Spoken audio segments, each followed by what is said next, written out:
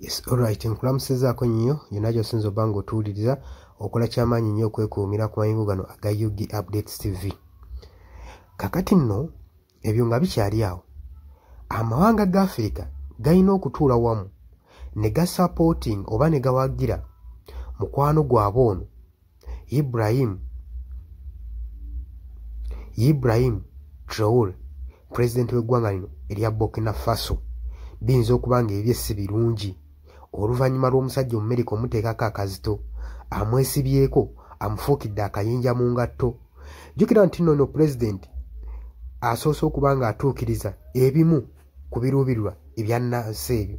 Jjukira nti mu kaseera kano abadde ali mu kuzimbira bannansi b'eggwanga lye mayumba ge bagenda okuba nga basulamu era ng'agenda mu maaso n'eno pulojekiti ng'agamba munnansi yenna yenna asaanidde okuba ng'alina gy'akola ki, alina okubaako ne gy'asula. Kaakati amawulire agava mu ggwanga erya Amerika ng'eyita musajja waayo avunaanyizibwa mu nsi eza Africa, Michael, agamba nti nno pulezidenti ono Ibrahim agenda maaso n'okukumpanya ebyobugagga eby'eggwanga lino, era ebyobugagga bino abikozesa for personal benefit, biyamba ye ng'omuntu wabula tebiyamba ggwanga.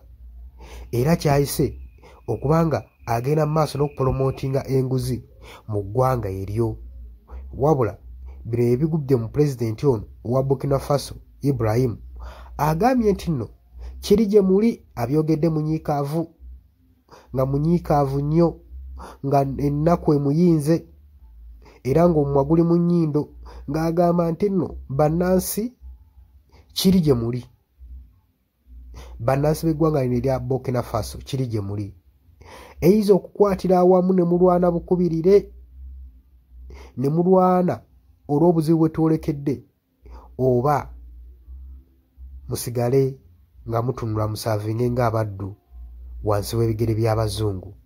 Jjukira nti nno emabegakaawo bajje bakwate akabinja k'abayekera akabadde kagenda mu maaso n'okuyekera gavumenti eno eya Burkina Faso, wabula oluvannyuma lw'okukwatibwa ne Amerika n'evaayo n'erangirira bino wammanga n'emuteekako ekibaluwa kye bakuntumye nga bwe beetaaga okumukwata nga bwe yeetaaga okukwatibwa.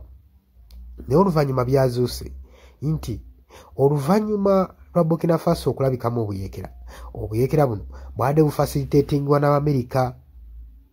Abasajja bano Amerika bwe bakwezingako kasita ogaana baba bye baagala bakufuukira akayinja mu ngatto. Jjukira nti nno Ibrahim pulezidenti ono yagaanye okukwata gold atanayitako mu refinery kumuguza mawanga ag'e Bulaaya, n'abagamba nti nno tugala kubanga tulongoosa gold waffe wano, musobole okuba nga mutwalira kabeeyi akategeerekako naffe tusobole okuba nga twekulaakulanya mu nsi yaffe. Abazungu kyabanyize nnyo, tekyabayisizza bulungi, era bagamba nti nno ono alina okuvaako asusse okubba ebyobugagga by'eggwanga erya Burkina Faso. Wabula bo be bobunaayira bavuddeyo ne balaba ensonga zino nga n'abakulembeze oba ne